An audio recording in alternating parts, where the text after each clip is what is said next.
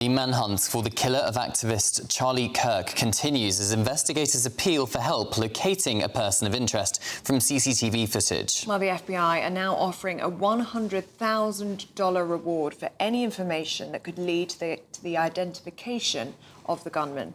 Well, this CCTV footage of a suspect fleeing the scene has also been released, showing someone running across the roof. And you can see now, if you're watching on television, have a look on our social media channels if you're on the radio. But he then jumps off the building and then walks into the street.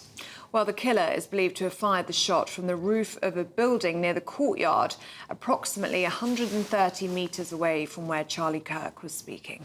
Well, we're now joined by Chairman of Republicans Overseas UK, Swenson. Greg, good morning to you. Of course, the manhunt continues for Charlie Kirk's killer, which is alarming a lot of people, isn't it? Because how on earth could he get away from a scene like that?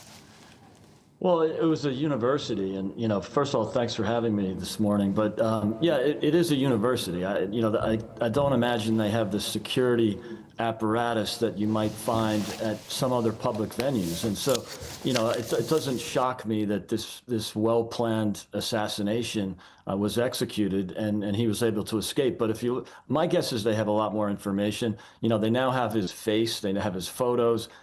I'm betting that they already have his name and where he lives or where he's running. But I would also think that he could be dead already, right? These shooters are often suicidal in nature, and so he can't really expect to escape this thing, and he's facing the death penalty in Utah. So I don't imagine that this case is going to go on, or this manhunt will go on much longer. How do you think this killing will change America, Greg, and what do you think it means for free speech in the United States? Yeah, I think free speech will accelerate at this point. Charlie Kirk is a martyr. And he's a hero to so many, and he's a hero for free speech. So my guess is it will accelerate. I don't think there's any risk of free speech being dialed down because of one assassin, one lunatic. So if anything, it will increase. I think it's a testament to, and Charlie Kirk was clearly a testament to the nature and the notion of free speech. He was very much a First Amendment advocate and a Second Amendment advocate too. And you can't really have the other amendments if you don't have the First Amendment, which is free speech and other issues, as well as the Second Amendment, which is the right to bear arms.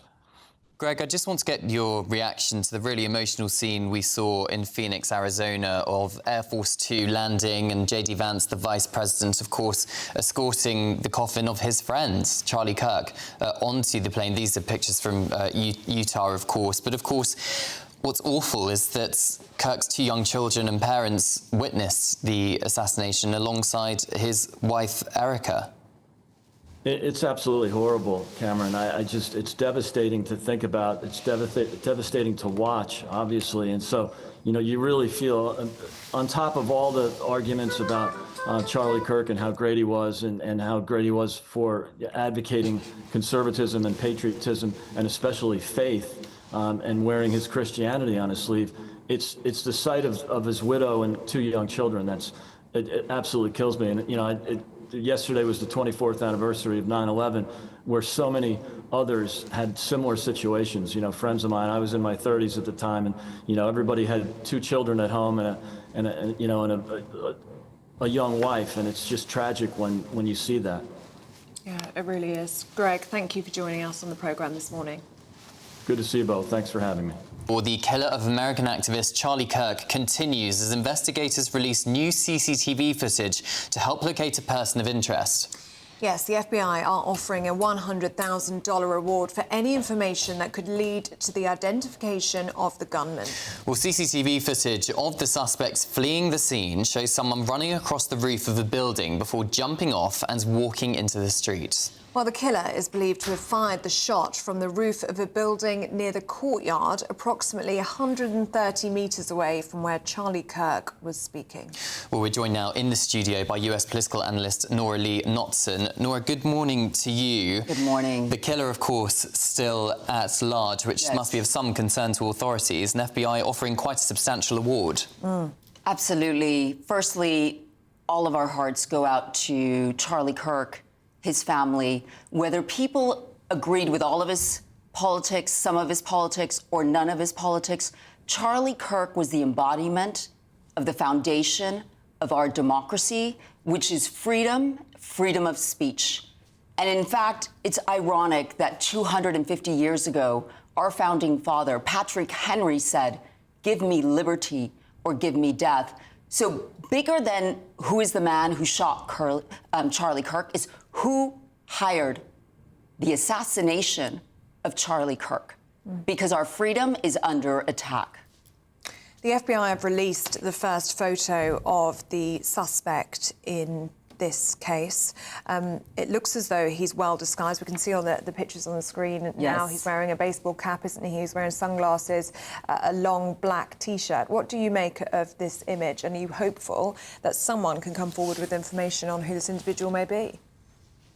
I'm hopeful that somebody may come forward, but more importantly, it's understanding that there is a true turning point in our democracy, an attack on our freedoms, and whoever hired this heinous assassination should know that his death will only cede the freedom that he embodied and the respectful debate and discourse that is so needed in our society.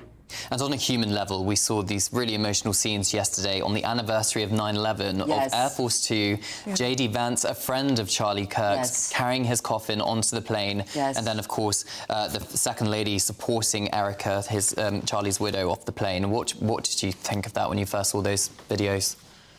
It is a very emotional human reaction for, he embodied family, the conservative values, respect, and to feel that he actually had to die for what he believed in, that it was such a threat to some other force out there that they had to assassinate him. They tried to assassinate Trump. We know there was an assassination attempt on Reagan. JFK got assassinated. MLK got assassinated.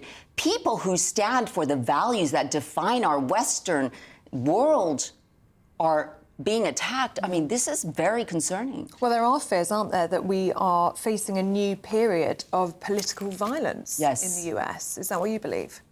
I think it's true, and I think it's sad that some people are celebrating this assassination. We cannot celebrate that. Well, on that note, I wanted to ask you actually your thoughts of, I'm not sure if you're aware of this story, but this is the Oxford Union's incoming president.